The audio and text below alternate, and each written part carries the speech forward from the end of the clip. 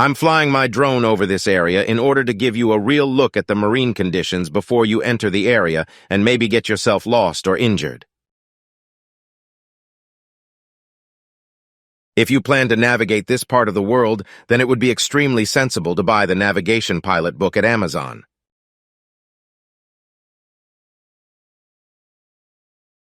There is a natural rhythm that you should try to achieve when sailing across oceans. Many days were just made for no progress. Contrary winds or no wind. These are golden days. They are gifts from the gods. Some days were made for swooping along on sparkling diamond seas with a bubbling white wake. Other days are cold and wet and melancholy, made for a big card game or a good book. If you can feel the rhythm and move to it, your life will be enriched.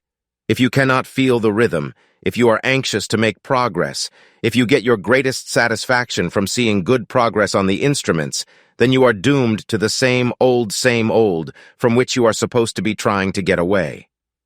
Good luck. Good luck.